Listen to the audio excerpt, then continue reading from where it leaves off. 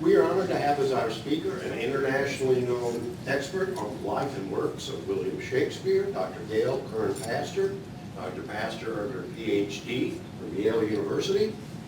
Her work on Shakespeare has earned her numerous national and international awards, including the Most Excellent Order of the Commander of the British Empire. That's always sounded most impressive to me. She has been honored by such groups as being named a fellow by the Mellon Foundation, the John Simon Guggenheim Memorial Foundation, and Yale University. Her list of publications is long and extremely impressive, I assure you, and her most recent title is Humoring the Body, Emotions on the Shakespearean Stage. Tonight, Dr. Paster will present a lecture based on the exhibit down in the library entitled William Shakespeare and the Four Humors, Elizabethan Medical Beliefs. Dr. Paster.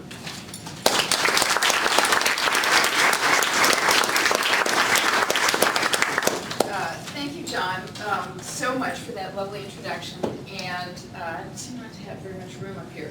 I'm delighted to be here tonight, and I'm delighted to see so many of you. This is quite a turnout. This is my first visit to Pittsburgh, and it's my first visit to your beautiful university, and so that has been, in and of itself, a real treat. And I will say, on a slightly sadder note, I'm a Nats fan, big Nats fan, and I was counting on saying something wonderful about beating you guys, but unfortunately the Pirates sort of took care of that, so we'll talk about that next year. Okay.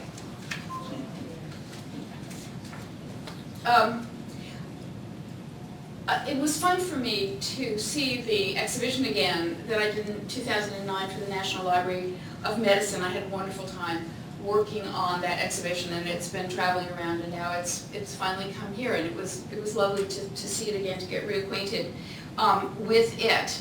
I've been a Shakespeare scholar and editor for decades, but my research interest has been in the cultural history of the body, and which is an interdisciplinary enterprise which includes the history of medicine, and especially the social history of medicine.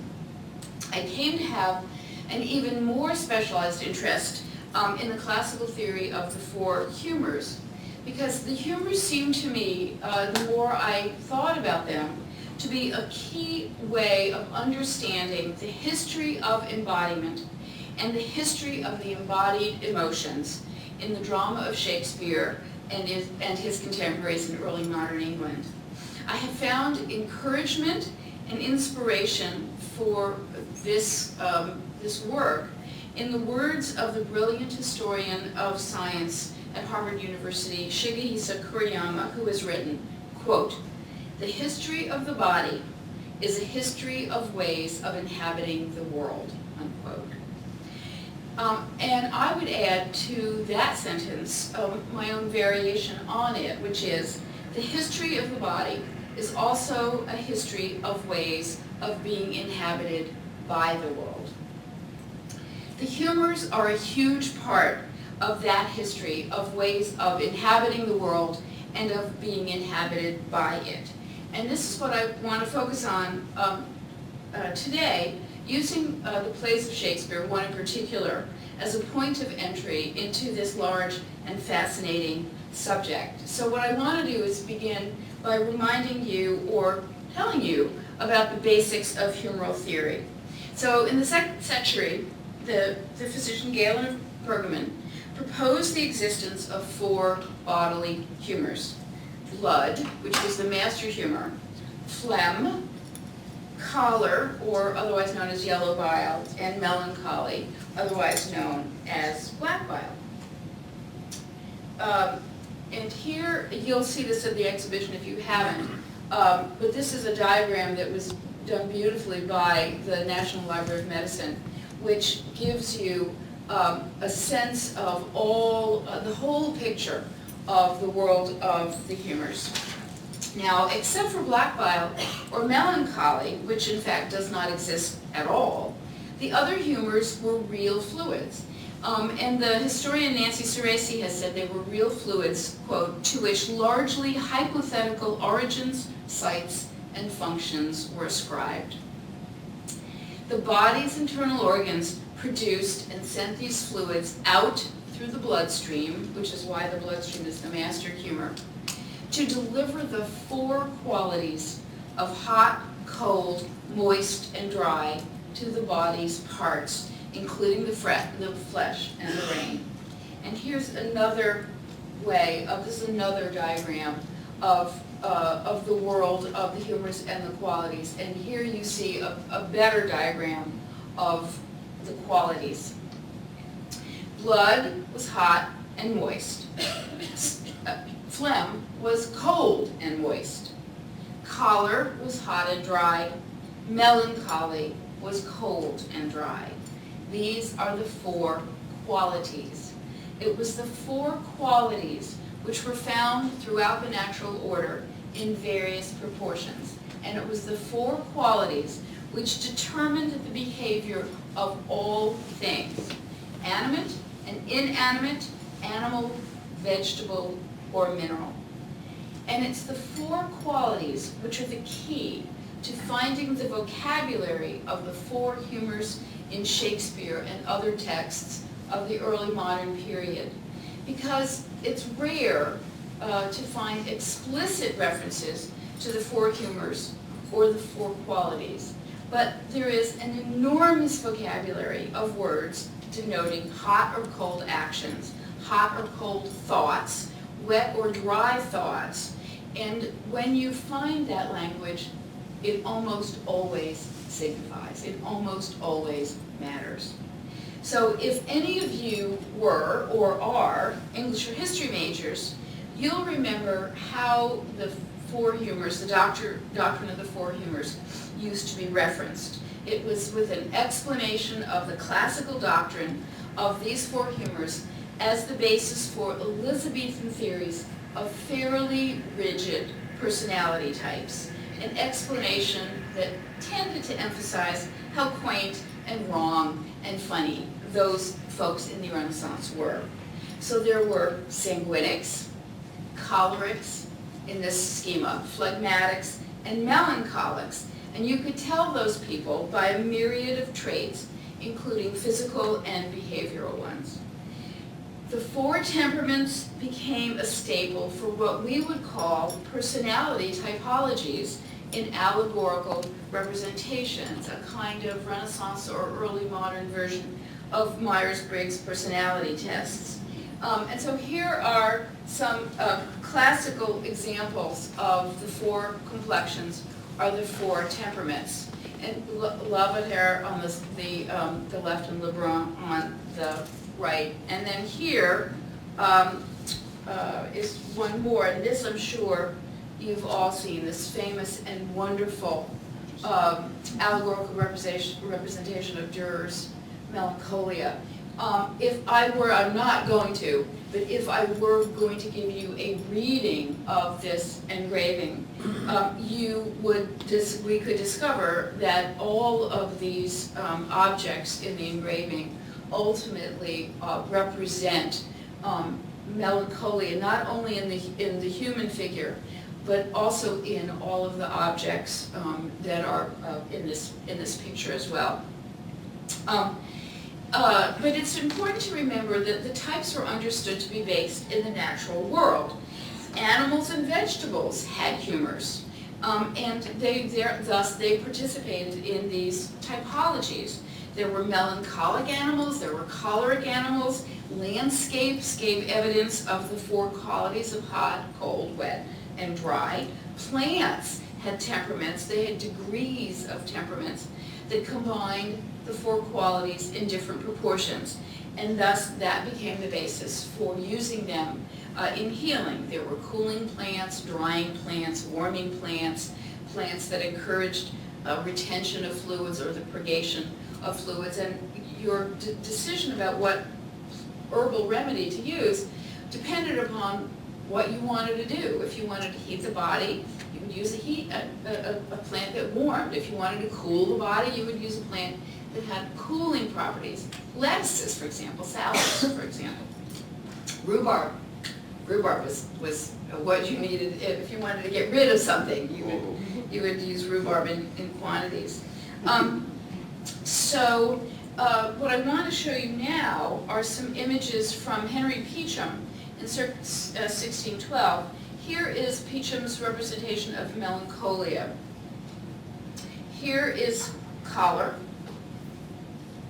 phlegm, and the sanguine. And I'm going to go back to melancholia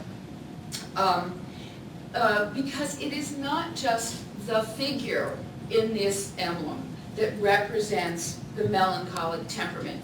It is all of the other details in it as well. Cats were melancholic animals. That is why this melancholy person is accompanied by a cat.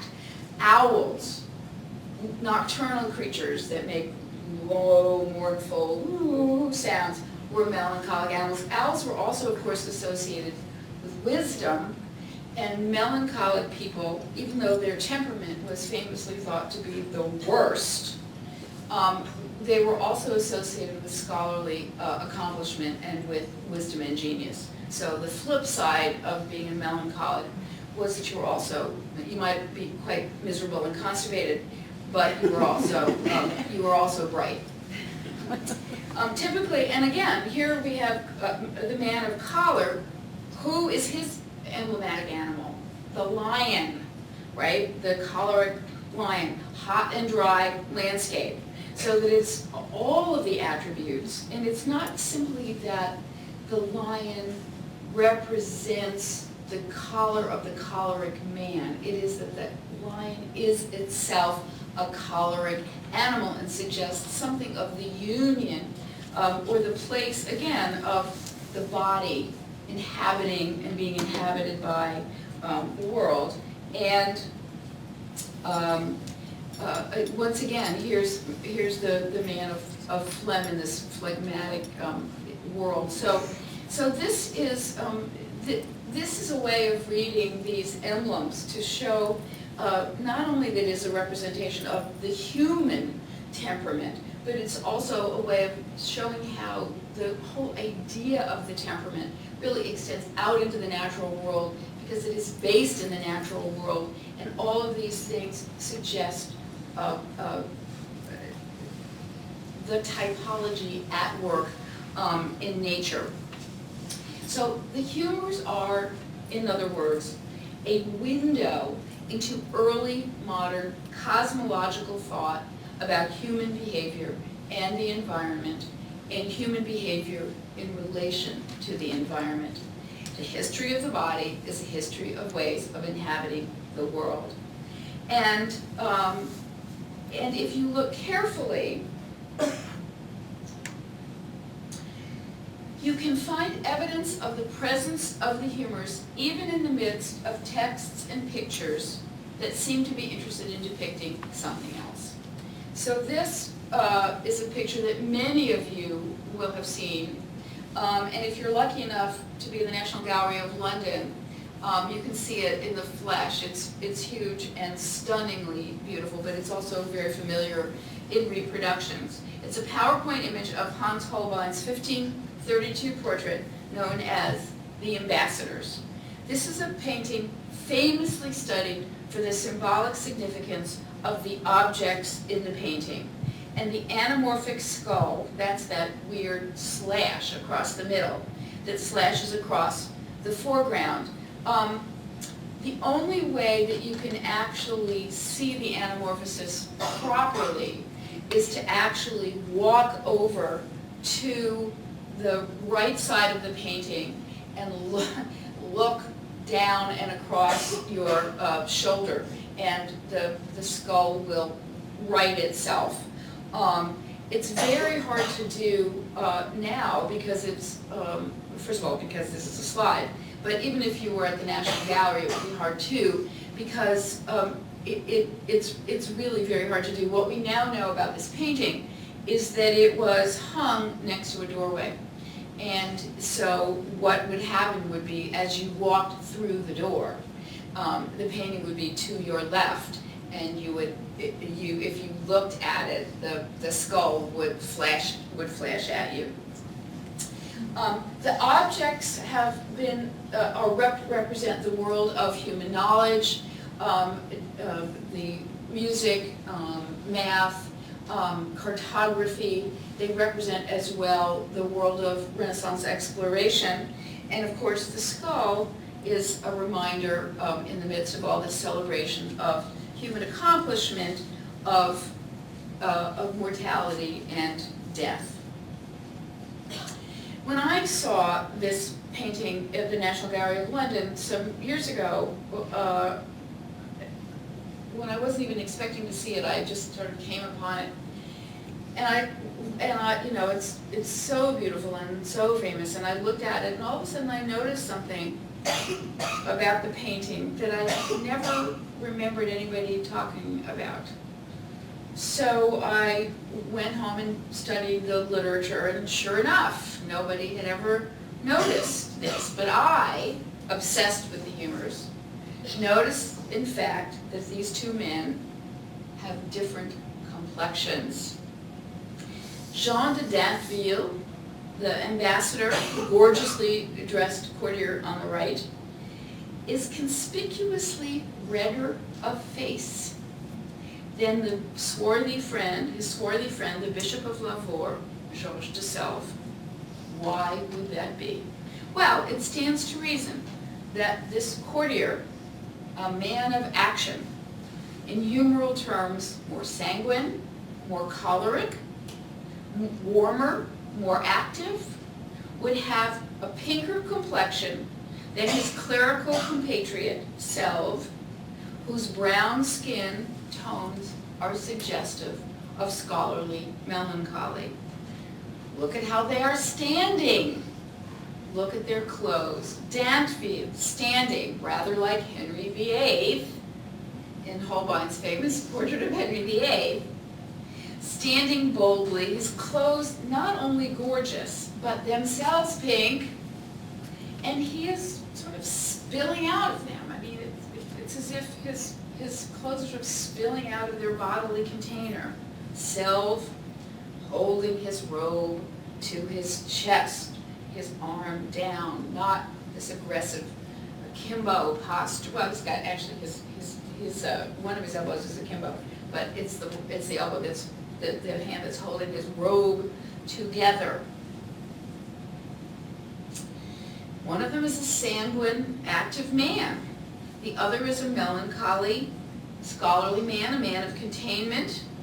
Exactly what we would expect.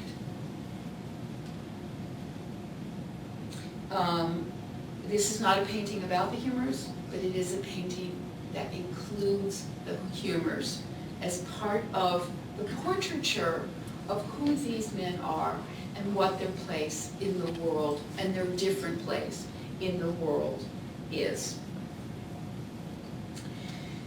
So in my work of the last 3 decades, I've used a rather different approach to the four humors than was the case for an earlier generation of literary critics who dealt in what I would call humoral allegories. So I thought I would give you an overview of how I think the humors matter in the period's literature, and then go on to give you an example of reading humorally in The Taming of the Shrew, which is one of the texts that you'll see in the exhibition downstairs. My basic interest is in an area that is becoming known as historical phenomenology, by which, in a term that we use to mean the possibility of glimpsing historical difference in bodily self-experience, of different ways of being in the body in historically earlier periods, what I would call the daily practice and the daily experience of living in an earlier cosmology. Humoral language, the language of the four qualities, is one way of trying to surprise the texts of the period into revealing that difference. And I say surprise because what we find is usually not explicitly thematic. It's usually language that suggests what was assumed, that what went without saying in the language of the period. And so what we have to do is kind of sneak around and see if we can get these texts to tell us something that they don't know they want to tell us. So the reciprocal thinking being suggested by Kuriyama's statement and by me here is a reciprocity between the body and the world, which suggests an ecological approach to questions about the early modern body, its humors, its passions, its emotions. And by ecology, I mean to center and to situate the body in its environment and to try to see that environment whole. Reciprocity is key to understanding my interest in the theory of the four classical humors and why I think they are important as a way of approaching literary texts of all kinds, not just Shakespeare, of any kind, in early modern English literature. It's clear from reading the medical literature, especially the vernacular literature of the Elizabethan period, that the early modern body was conceived as a porous and fragile container with an interior filled with fluids, humors, that moved around sluggishly. This body was inherently unstable, even if stability was always held out as the ideal and the goal of medicine and of the practice of basic health regimens. I'm going to quote from the English physician Helkiah Crooke from 1615. Crooke says, quote, "For the matter of man's body, it is soft, pliable, and temperate, ready to follow the workman here means God, ready to follow the workman in everything and to every purpose. For man is the moistest and most sanguine of all creatures," unquote. Crooke says also, quote, "All bodies are transpirable and transfluxible, that is, so open to the air that it may pass and repass through them," unquote. In 1623, John Donne said in a sermon, "Every man is a sponge, and but a sponge filled with tears," unquote.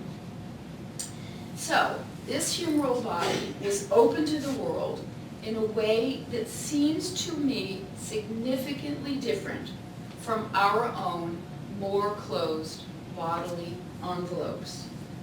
The question then, the historical question for the historical phenomenologist, is what was living in a humoral body like?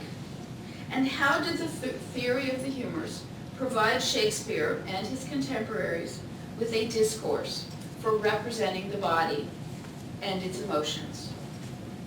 In general, the doctrine of the four humors gave Shakespeare a differential theory of human geography, human personality, behavior, status, gender, age, and ethnicity, with the distinct advantage of being rooted in what Shakespeare and virtually every other modern human being thought were the facts about the human body and the facts about the natural world. Facts such as the humoral body needed to be protected from bad smells. Almanacs in the period tell you that immersion bathing in the humoral body was a dangerous enterprise, as was sexual intercourse in hot and dry months. Precious bodily fluids in July and August. The blood did not yet circulate because Harvey had not yet discovered the circulation. Melancholy was a real substance, though they could never find it in the spleen. And of course, the key to ideal bodily solubility was to find the proper balance of the four qualities. By balance, that is hot, dry, wet, and hot, dry, cold, and wet. By balancing what the qualities were with the right offsets, through diet, through purging, through phlebotomy, through all of the other measures of early modern medicine. You took in what you needed and you got rid of what wasn't so good. Especially in the humoral interaction of the four qualities, early moderns accounted for a person's thoughts and deeds in a way that does not distinguish, I want to emphasize this, in a way that does not distinguish between the physical and the psychological. This is summed up in a Galenic commonplace, which you will find everywhere in texts throughout the period. Quote, "The mind's inclination follows the body's temperature." The mind's inclination follows the body's temperature. Heat stimulates action. Cold depresses it. Sound judgment and prudent action require the free flow of clear fluids in the brain, but choler and melancholy alter and darken such fluids. They cloud the mind. They cloud the judgment. Young warriors' heat and choler give him impulsivity and courage. Cowards were phlegmatic. So were women. Men were hotter and drier than women, and thus cold, wet women rarely had the capacity for historically significant action. Cold gave northern peoples valor, hardiness, but also slow-wittedness. That's why the English kept trying to say they weren't northern. They were really in the middle. Heat gave southerners sagacity, quickness of response, but also a tendency to jealousy. As I suggested at the beginning, a former generation of literary scholars thought the humors were a typology of behavior to be broken down into four temperaments or dispositions. There is some usefulness in remembering those typologies, but that is really not how humoral language behaves and organizes thinking in the period. It is really the language of the qualities, hot, cold, moist, and dry, where humoralism is most present. And it is a language that simply saturates idioms of behavior, thought, and feeling in the literature of this period. Okay, so how does the language of the humors affect reading the literature of the period? To take the language of the humors and the qualities, the language of the humors and the qualities seriously is to take literally many of the language, much of the language that we now consider to be metaphorical. Metaphors that we habitually use to describe bodily or psychological action. We catch colds. That's humoral language. We might be in high spirits or low spirits. That is to say, in early modern terms, we might have spirits in different quantities in our blood. To say this is to recognize that the language of the humors has become increasingly dematerialized over the centuries. The Elizabethans would not, for example, have understood what we mean by talking about a sense of humor, since for them, a humor was a liquid, a wet, dry humor. We say people have a dry sense of humor all the time. That is a late example of humoral thought. It is probably equivalent to what the Elizabethans would have called wit, since they thought that wittiness was actually the product of a relatively quick and dry state of mind. If you were witty, it meant that you were relatively dry-brained. Early on in the 17th century, the word humor became associated with an impulse, a whim, an idiosyncrasy. It became something that someone had. One had a humor. So clearly, there is a relationship between humor in the sense of disposition, a dispositional or characteristic way of looking at or thinking about the world, and what we call a sense of humor as being a characteristic point of view that we bring to the world. We bring our sense of humor to the world. But if I asked you to tell me where your sense of humor was, you would be hard-pressed to tell me.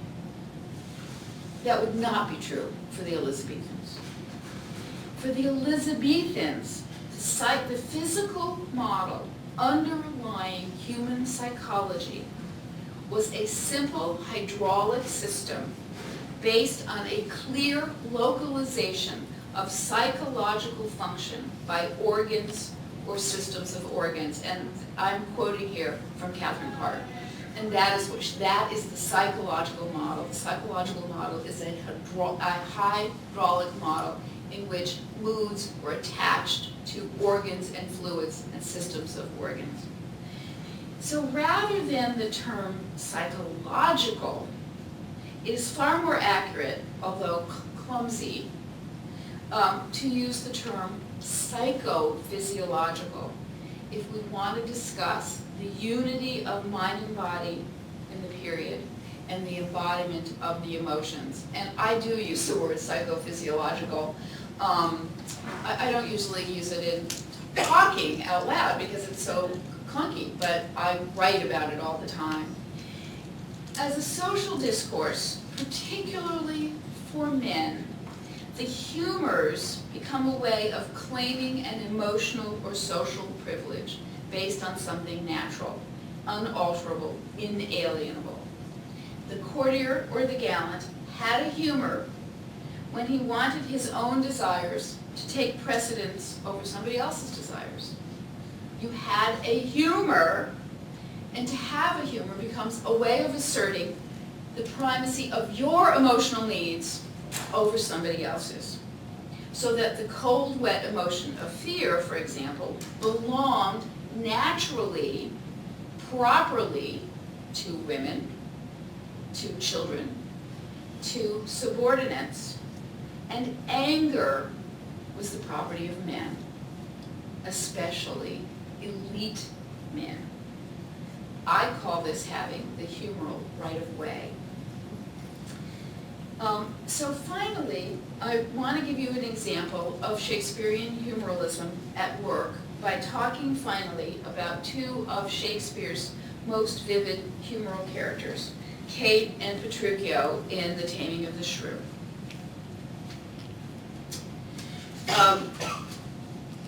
Both Kate and Petruchio are constructed as humoral subjects prone to socially outrageous behaviors produced by the chronic humoral imbalance of choler.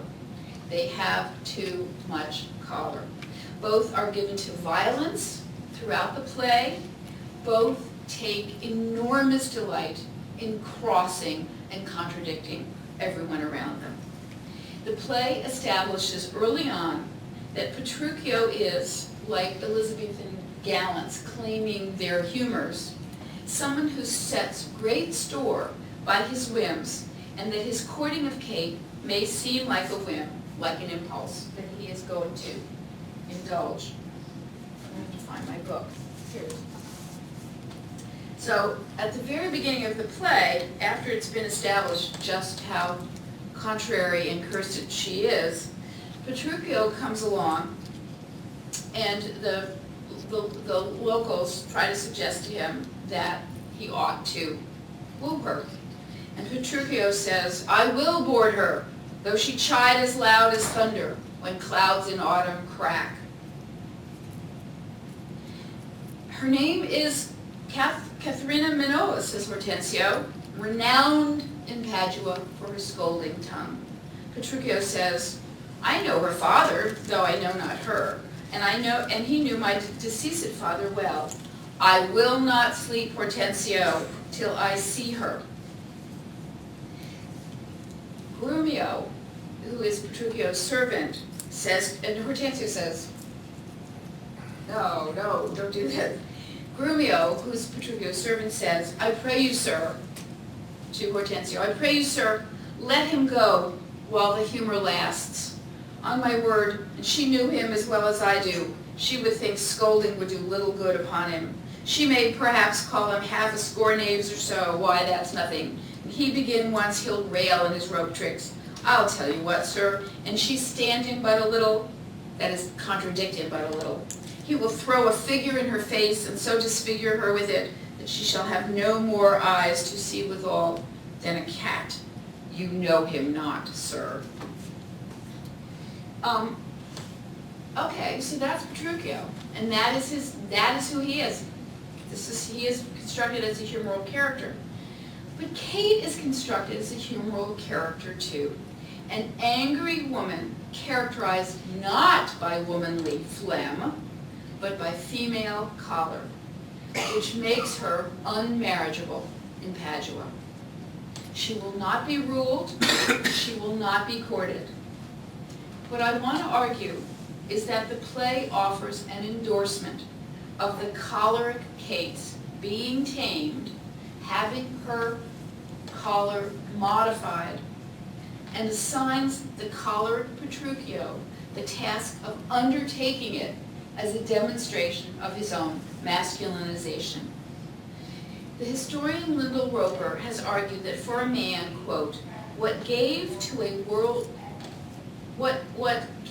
a man access to a world of brothers was mastery of a woman, which guaranteed one's sexual status, unquote. So this is a play which contrasts male choler and female choler. Kate's choler makes her an outcast. It makes her a social problem. The play allows us to see Petruchio using his reputation for being choleric, his reputation for being whimsical and impulsive, as the basis for his strategic calculation and rational self-control that he can come to Padua, wive it willfully in Padua, and conquer Kate. Kate gives Petruchio and Petruchio's choler an acceptable social outlet. Here, in the play, it is not that Petruchio's combination of calculation, I'm coming to Padua to get a wealthy wife, and impulsiveness, I will board her if she crack as loud as thunder. It's not that these two contrary traits balance out into having a good temper. No, no, no. It is rather that in the project of taming the choleric woman, Petruchio finds a way to make his choler socially productive, not only for himself, but for all of Padua, because he directs his choler against an even less socialized, even more disruptive person than he is. His choler is an answer to a social problem. Her choler is the social problem.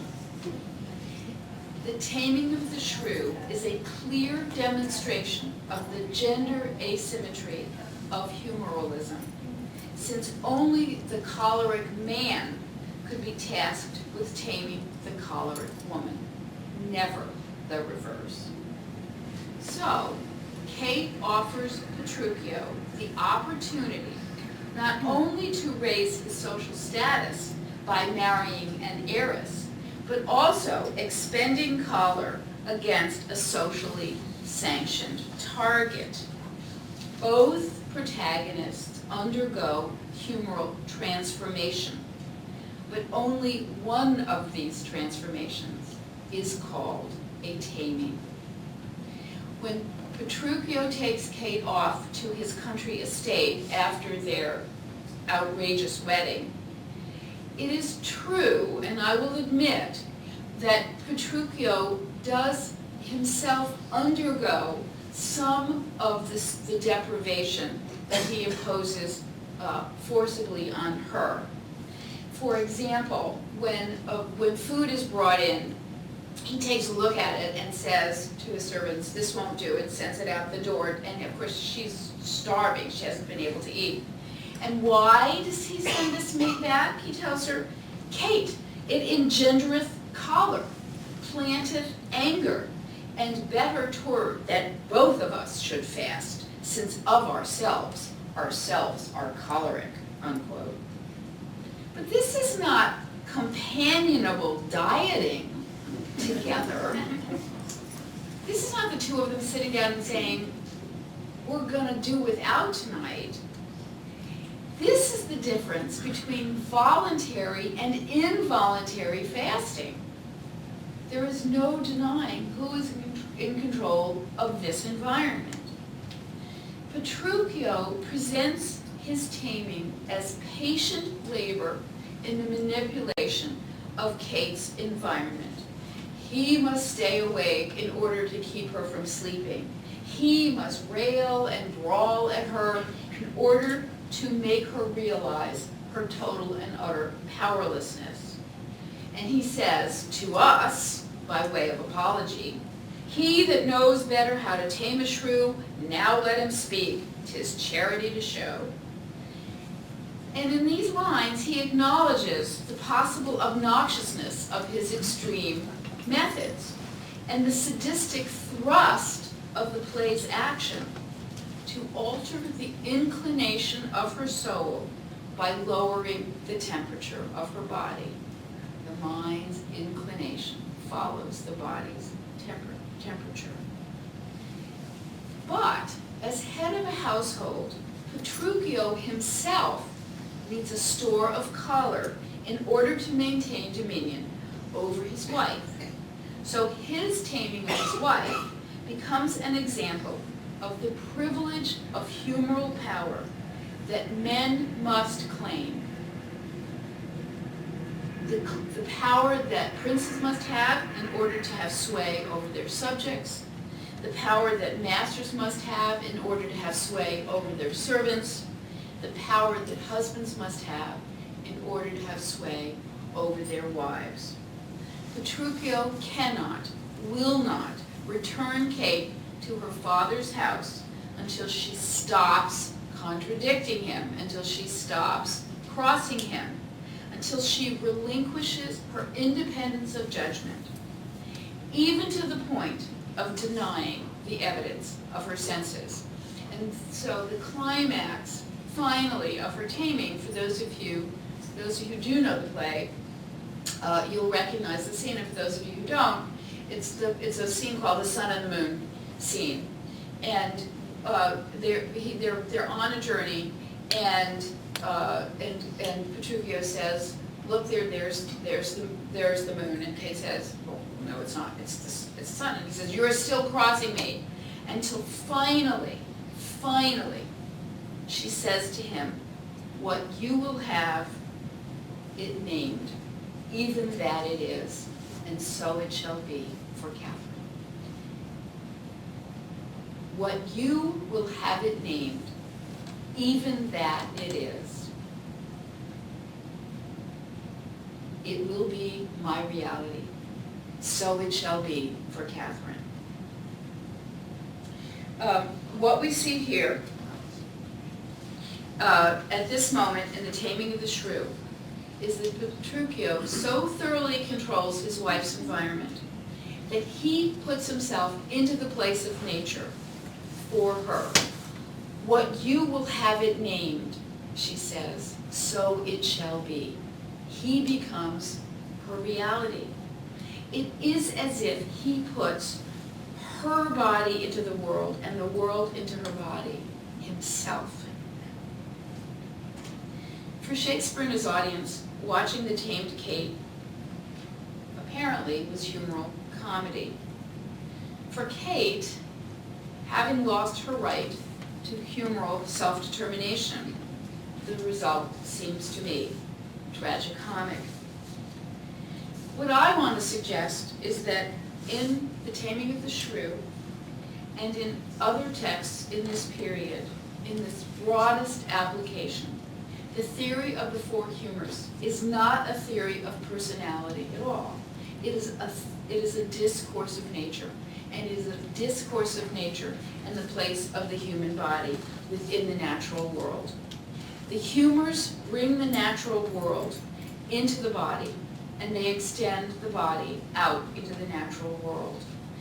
Finally, it is the language of the humors. It is not the only code, but it is a tremendously powerful code for recognizing that the experience of living in an early modern body, though it has many, many, many, many things in common with living the way we live in our own bodies.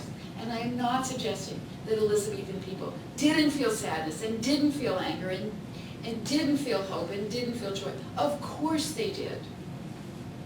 But their language for explaining it, their language for thinking about it, was the language of the humors and the language of the qualities.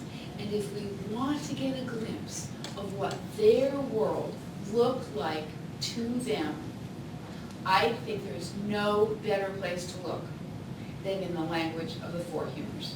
Thank you.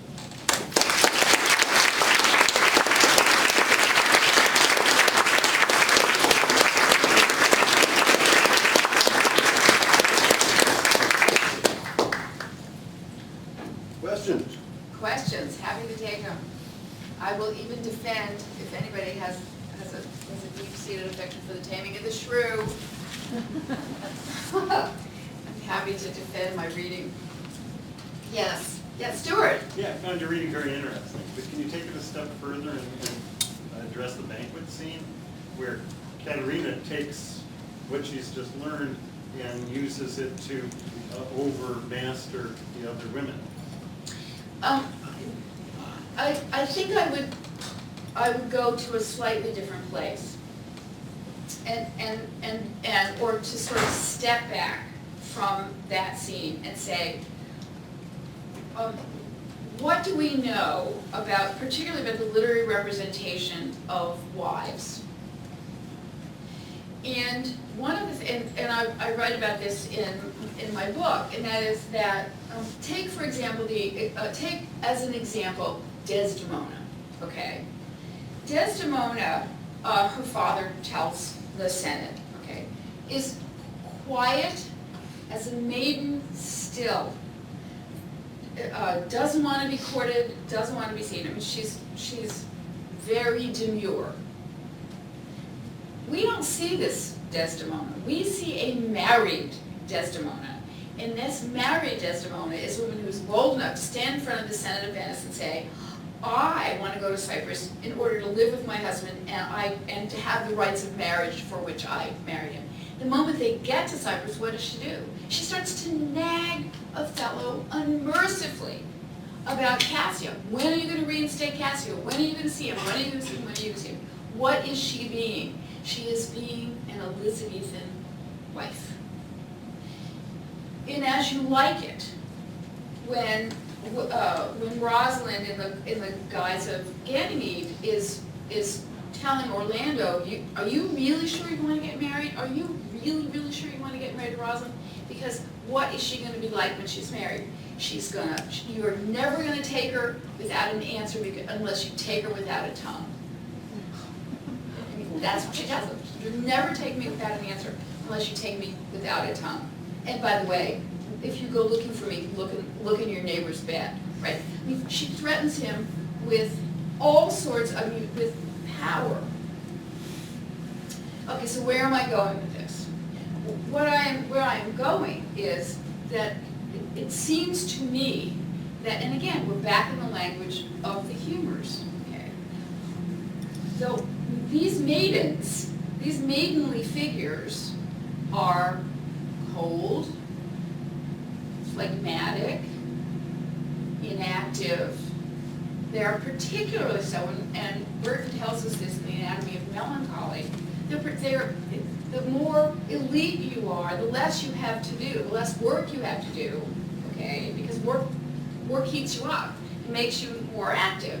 If you just sit around all day and do needlework, and just, and your humors build up in your body and they don't get released through activity, you're going to be this maidenly figure.